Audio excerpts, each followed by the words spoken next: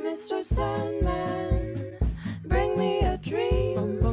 Make him the cutest that I've ever seen. O plano desse programinha é falar de um dos relançamentos mais aguardados da história da Panini, né? Desde que a Panini assumiu os direitos da DC no Brasil, todo mundo quer ler esse gibizinho, que é o Ronin. Ele foi publicado originalmente lá nos Estados Unidos entre 83 e 84. Ele tem umas 280 páginas de quadrinhos e essa nova versão da Panini vai ter umas 300 e poucas. Então a gente deve ter uma boa parte de história, né? E alguns extras. Pelo que eu vi, na edição de luxo que tem lá nos Estados Unidos, saiu há algum tempo, os extras são bem legais, assim, sabe? Mostra um pouco da arte em preto e branco do Frank Miller, o processo de criação. No Brasil, o Ronin já saiu algumas vezes, né? Além de ter saído aqui pela Ópera Gráfica, em duas edições, uma em 3 volumes e outra em capa dura, também já saiu pela Abril, né? Se eu não me engano, são duas versões da Abril. Uma em 6 volumes e outra numa capa, não é capa cartão, é um encadernadinho capa cartão, muito lindo inclusive, eu queria ter aquela capa. Mas não se sinta mal em não ter essa edição aqui de capa dura, porque, cara, é uma vergonha. Primeiro, é muito esquisito. Primeiro que a capa dura, ela sobra. Tem capa dura demais pra pouca história. E também, olha só que cara, é a primeira vez que eu vi isso na minha vida. Tu começa o encadernado, tu vira a primeira página, não tem nada, vira a segunda, começou a história. Não tem nenhuma informação, uma introdução. E a princípio era pra ser uma edição de alto nível, né? Enfim, reclamações à parte, vai ter aí uma edição legal do Panini que vai sair em breve. Ao que tudo indica, vai sair na Comic Con Experience, porque o Frank Miller vai estar lá e tudo mais. Esse aqui foi o primeiro trabalho do Frank Miller na DC, né? Ele recente tinha feito Demolidor, e foi o primeiro momento que a gente pôde ver ele com liberdade criativa, fazendo algo mais violento e adulto possível. Na época que o Frank Miller estava na Marvel, né, um pouco antes de sair o Ronin, era um momento que dentro da editora, os artistas eles estavam discutindo muito a questão dos royalties, né? Os caras eles queriam ganhar mais produzindo material próprio. Só que enquanto a Marvel estava pensando em alguma solução, né, para como manter os grandes artistas dentro da editora, o Miller foi lá, bateu na porta da DC e foi almoçar com o presidente da empresa, que na época era o... Não me culpem por não me lembrar do nome do presidente da DC nos anos 80. Era o Janet Ken. Então imagina a cena assim desse almoço. Eu fico imaginando, tipo, o que se passava na cabeça do cara da DC, né? Porque, putz, eu tô aqui com o Frank Miller, o cara fez um trabalho incrível no Demolidor, pegou um personagem que já tava pra ser cancelado e colocou ele no topo de vendas. Era uma coisa que tu não via desde lá do tempo do Neil Adams, do tempo do Jim Steranko. Então os olhinhos dele brilharam assim, ele se abriu pro Frank Miller. Ó, palavras dele, pode fazer o que tu quiser, a gente vai te dar liberdade criativa, não interessa que o que tu quer fazer nunca foi feito antes, nós vamos fazer e pode confiar. Então nisso a DC ela abriu as portas pro Frank Miller, né? Ele teve direito a colocar o nome dele em destaque no título, né? Acima do título do quadrinho. Ele fez várias exigências, como pedir um papel específico, colorização à mão, que não era uma coisa tão comum pra época, e nenhuma intervenção editorial possível. E além de todo esse contexto em comum envolvendo esse quadrinho, ele tem um detalhe interessante que são as influências do Frank Miller, né? O Frank ele conta que quando ele estava no começo de carreira, ele deu a sorte de que ele morava perto de uma Forbidden Planet, que é uma comic shop mega conhecida lá nos Estados Unidos. Então ele tinha acesso a materiais importados, coisas que nem todo mundo fontes que nem todo mundo poderia beber. Então no Ronin a gente vai ter influências de quadrinistas europeus, no caso, por exemplo, Moebius, e ao mesmo tempo uma influência muito forte do Lobo Solitário. Muito tu vê na arte, né? Logo nas páginas de abertura. Eu nunca li o Lobo Solitário, mas fica bem claro qual é a influência do Frank Miller aqui. Mas agora um detalhe curioso, né? A primeira edição de Lobo Solitário em inglês saiu em 1987. E o Ronin é de 83. Então a gente pode supor que o Frank Miller ele não conseguia ler o Lobo Solitário, acredito eu. Ele só conseguia ver as figuras, né? E ele gostou e resolveu reproduzir aqui. Ou a versão que o Frank Miller leu tinha alguma língua que ele conhecia, né? Porque, sabe, japonês eu acho pouco provável que ele soubesse. É difícil assim de definir do que trata o Ronin. Porque tu não tem como definir um gênero pro quadrinho. Porque ele é uma mistureba de 500 mil gêneros. Policial, cyberpunk, futurista... samurai, lógico, né?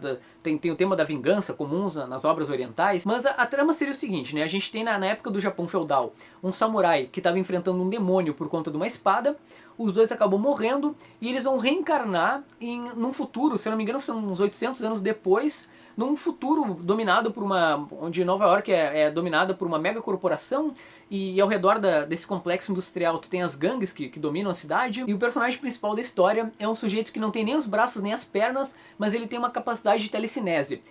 É um quadrinho que me lembra muito Akira, né? Se você, amigo, já viu o anime de Akira ou leu o mangá, enfim, que eu nunca li, tem muito cara de Akira. E uma outra curiosidade que eu não posso esquecer de falar é que aqui foi o primeiro trabalho da Lynn Varley com o Frank Miller, que mais pra frente viraria a esposa dele. E as cores dela, assim, elas são essenciais para mostrar o que o Frank Miller queria passar, né? No caso, por exemplo, quando a gente tem o complexo industrial, né, a parte de dentro, onde o Frank Miller vai emular mais um traço relacionado ao Moebius, a gente tem cores mais pálidas, né, mais cruas, enquanto nas cenas do Japão feudal as cores são mais avermelhadas, né, por conta do sangue, da luta, e ao mesmo tempo a gente tem o uso do cinza quando a gente está falando de alguma coisa fora do complexo industrial, né, que seria na parte dominada pelas gangues e tudo para mostrar a podridão. Então essa troca de cores corresponde à troca de cenário também dentro do gibi. Eu já li o Ronin 2 vezes na minha vida. Primeiro, há alguns anos, quando eu comprei essa edição, e a segunda vez foi hoje, na verdade, eu terminei de ler no caso. Eu gosto. Tá?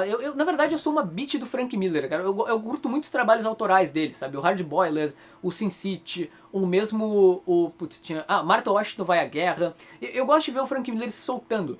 Talvez não nos trabalhos mais atuais, enfim, né, mas nesse momento aqui o Frank Miller estava em alto nível. O que mais me chamou a atenção, assim, quando eu li, primeiro todo esse contexto maluco de... Tu tem um samurai num cenário futurista, ele enfrenta robôs, e é legal que ao mesmo tempo ele confunde a realidade onde ele tá com a realidade do Japão feudal. Então, tipo, às vezes ele tá enfrentando um robô e ele enxerga, na verdade, um outro samurai brigando. Então, e é legal também que tu tem ele tá sendo perseguido, né, ele começa a ser caçado durante a história.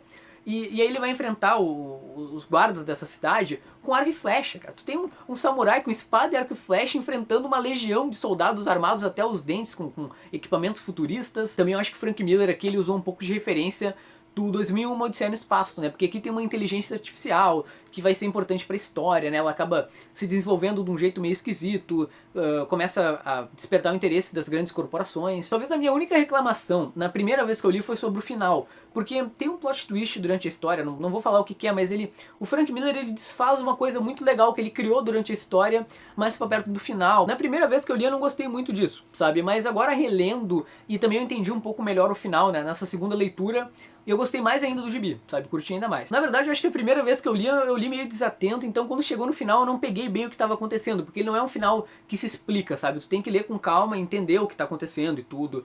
O que torna o gibi ainda mais interessante. Não cheguei a falar, mas tem até nazistas aqui, sabe? Cara, é realmente uma junção de um monte de coisa. Mas enfim, o Ronin ele é considerado um trabalho muito importante até para a indústria dos quadrinhos americanos, porque foi os mangás eles não eram famosos nos Estados Unidos, né? Então o Frank Miller trouxe uma referência muito obscura. Se tu for procurar, por exemplo, livros sobre histórias dos quadrinhos, muitos autores dizem que o Frank Miller foi um dos caras que introduziu o estilo de mangá nos Estados Unidos, justamente com o Ronin. Na prática, assim, o Ronin, eu acho que ele não chega a ser uma unanimidade, ele não é um quadrinho que divide opiniões, mas ele também não chega a ser uma unanimidade, nossa, todo mundo ama Ronin, sabe? Tem gente que não curte. Por exemplo, lá nos anos 80, né, saiu uma crítica desse quadrinho pelo Kim Thompson, que é um cara bem conhecido da indústria. Cara, vocês precisam ler, eu vou deixar aqui na descrição do vídeo a crítica do cara.